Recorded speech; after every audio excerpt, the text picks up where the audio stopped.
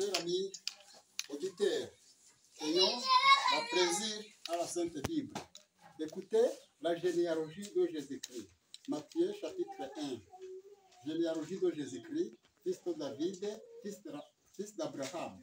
Abraham engendra Isaac, Isaac engendra Jacques, Jacques engendra Juda et ses frères. Juda engendra de Tamar, Pharès et Zara. Pharès engendra Esron. Esron engendra Aram, Aram engendra Aminadab, Aminadab engendra Nasson. Nasson engendra Salmon. Salmon engendra Boaz de Rahab, Boaz engendra Obed de Ruth. Obed engendra Isaïe, Isaïe engendra David. Roi David engendra Salomon de la femme d'Uri, Salomon engendra Rehoboam. Rehoboam engendra Abia. Abia engendra Asa. Asa engendra Josaphat. Josaphat engendra Joram. Joram engendra Ozias. Ozias engendra Jotam. Jotam engendra Achaz. Achaz engendra Ézéchias. Ézéchias engendra Manassé. Manassé engendra Amon. Amon engendra Josias. Josias engendra Jéconias et ses frères au temps de la déportation à Babylone. Après la déportation à Babylone, Jéconias engendra Salatiel. Salatiel engendra Zorobabel. Zorobabel engendra Abihud. Abihud engendra Eliakim. Eliakim engendra Azor. Azor engendra Sadok. Sadok engendra Akim. Akim engendra Eliud. Eliud engendra Eliazar. Eliazar engendra Matan. Matan engendra Jacques. Jacques engendra Joseph, l'époux de Marie de Rachel, et né Jésus qui est appelé Christ. Il y a donc en tout 14 générations depuis Abraham jusqu'à David, 14 générations depuis David jusqu'à la déportation à Babylone, et 14 générations depuis la déportation à Babylone jusqu'au Christ. Voici de quelle manière arriva la naissance de Jésus-Christ. Marie, sa mère, ayant été fiancée à Joseph, se trouva enceinte par la vérité du Saint-Esprit avant qu'ils aient habité ensemble. Joseph, son époux, qui était un homme de bien et qui ne voulait pas la diffamer, se proposa de rompre secrètement avec elle. Comme il pensait, voici un ange du Seigneur lui apparut en songe et dit: Joseph, fils de David, ne crains pas de prendre avec toi Marie ta femme, car l'enfant que est conçu vient du Saint-Esprit.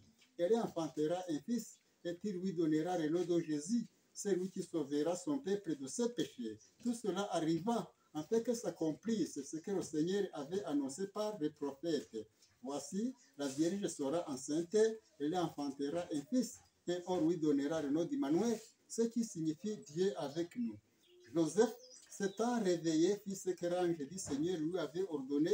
Il prit sa femme, avait lui dire: à Bethléem, en Judée, car voici ce qui a été écrit par les prophètes.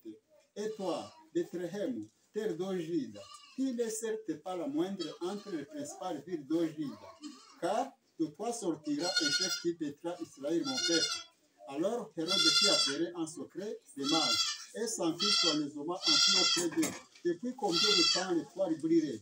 Puis il les envoya à Bethléem en disant: allez et prenez des informations exactes sur les petits enfants, car vous l'aurez trouvé, faites-le-moi savoir, en fait que j'aille aussi moi-même l'adorer. Après avoir entendu le roi, ils partirent. Et voici l'étoile qu'ils avaient vue en Orient marchait devant eux, jusqu'à ce que, étant arrivés au-dessus du lieu où était petit enfant et s'arrêtant, quand ils aperçurent l'étoile, ils furent saisis d'une très grande joie. Ils entrèrent dans la maison, virent le petit enfant avec Marie, sa mère, se prosternèrent et l'adorèrent. Ils ouvrirent ensuite leur trésor et lui offrirent en présent de l'or, de l'encens et de la myrrhe. Puis, divinement avertis en songe de ne pas retourner vers Hérode, ils regagnèrent leur pays par un autre chemin. Lorsqu'ils furent partis, voici un ange du Seigneur apparut en songe à Joseph et dit: lève-toi, prends le petit enfant et sa mère, fuis en Égypte et reste y jusqu'à ce que je te parle, car Hérode cherchera le petit enfant pour le faire périr. Joseph se leva, prit de nuit le petit enfant et sa mère et se retira en Égypte. Il y resta jusqu'à la mort d'Hérode. En fait que s'accomplisse ce que le Seigneur avait annoncé par les prophètes: j'ai appelé mon fils hors d'Égypte. Alors Hérode, voyant qu'il avait été joué par les mages, se mit dans une grande colère. Il envoya tuer tous les enfants de 2 ans et au-dessus qui étaient à Bethléem et dans tout son territoire, selon la date dont il s'était soigneusement enquis auprès de mages. Alors s'accomplit ce qui avait été annoncé par Jérémie le prophète. On a entendu des cris à Rama, des pleurs et de grandes lamentations. Rachel pleure ses enfants et n'a pas voulu être consolée par ce qu'ils ne sont plus. Quand Hérode fut mort, voici un ange du Seigneur apparut en songe à Joseph en Égypte et dit, lève-toi, prends le petit enfant et sa mère et va dans le pays d'Israël, car ceux qui en voulaient à la vie du petit enfant sont morts. Joseph se leva, prit le petit enfant et sa mère et alla dans le pays d'Israël. Mais ayant appris que Aricheraïo régnait sur la Judée à la place d'Hérode son père, il craignit de se rendre. Il part dans la Galilée et vint demeurer dans une ville appelée Nazareth. En fait que s'accomplisse ce qui avait été annoncé par le prophète, il sera appelé Nazareth. Écoutez la 3e chapitre au Matthieu. En ce temps-là, Paris, Jean-Baptiste, prêchant dans le désert de Judée, il disait, répentez-vous, car le royaume de ciel est proche. Jean est celui qui avait été annoncé par Esaïe, le prophète, lorsqu'il dit, c'est ici la voix de celui qui crie dans le désert, préparez le chemin du Seigneur, apprendissez ce sentier. Jean avait un vêtement de poire de chameau et une ceinture de cuir autour d'oreilles. Il se nourrissait de sauterelles et de miel sauvage. Les habitants de Jérusalem, de toute la Judée et tous les pays des environs du Jourdain se rendaient auprès de lui et se faisant baptiser par lui dans le fleuve du Jourdain.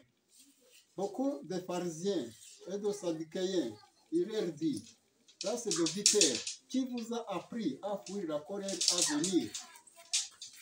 Produisez donc des fruits dignes de la repentance et ne prétendez pas dire en vous-même, nous avons Abraham pour père. Je vous déclare que de cette pierre-ci, Dieu peut susciter des enfants à Abraham. Déjà, la cognée est mise à la racine des arbres. Tout arbre donc qui ne produit pas de bons fruits sera coupé et jeté au feu. Moi, je vous baptise d'eau. Mais celui qui vient après moi est plus puissant que moi. Et je ne suis pas digne de porter ses souliers. Lui, il vous baptisera du Saint-Esprit et de feu. Il a son vent à la main. Il nettoyera son air et il amassera son blé dans le grenier. Mais il brûlera la paille dans un feu qui ne s'étend point. Alors, Jésus vint de la Galilée au Jourdain vers Jean pour être baptisé par lui. Mais Jean s'y opposait en disant, c'est moi qui ai besoin d'être baptisé par toi et tu viens à moi. Jésus lui répondit, laisse faire maintenant, car il est convenable que nous accomplissions ainsi tout ce qui est juste. Et Jean ne lui résista plus.